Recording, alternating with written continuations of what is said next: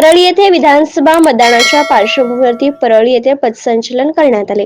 या पथसंचलनामध्ये परळी शहर पोलीस स्टेशनचे पीआय आर के नासन, पोलीस निरीक्षक धनंजय ढोणे, संभाजीनगर पोलीस स्टेशन 2 सहाय्यक पोलीस निरीक्षक, 2 पोलीस उपनिरीक्षक, पोलीस अंमलदार 10, सीआयएफचे 28 कर्मचारी, होमगार्ड 48, तसेच दंगल नियंत्रणचे 2 पथक, 48 पोलीस अंमलदार, 6 अधिकारी आणि 148 पोलीस अंमलदार या पथसंचलनात सहभागी होते।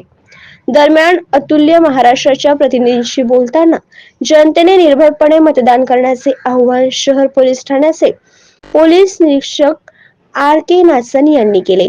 निवडणूक आयोगाच्या निर्देशानुसार मतदान केंद्राचे 100 मीटर परिसरामध्ये कोणीही मोबाईल अथवा इलेक्ट्रिकल उपकरण व साहित्य घेऊन जाता येणार नाही, अशी माहिती शहर पोलीस ठाण्याचे पोलीस निरीक्षक आर के नासन यांनी दिली।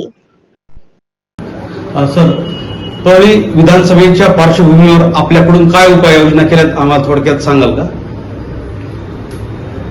दिनांक 20 नोव्हेंबर रोजी महाराष्ट्र विधानसभेची जी निवडणूक होत आहे त्या अनुषंगाने आज परळीमध्ये आम्ही रूटमार्चचं आयोजन केलं होतं। जवळपास 6 अधिकारी आणि 150 पोलीस अंमलदार यांच्या मदतीनं आम्ही आजचं रूटमार्च परळी शहरामध्ये दोन्ही पोलीस स्टेशनच्या हद्दीमध्ये विविध मार्गावर केलेलं आहे आणि निर्भयपणे जनतेने मतदान करावं आणि मतदानाचा हक्क बजावावा या संदर्भात आम्ही आवाहन करण्यात केलेलं आहे लोकांना।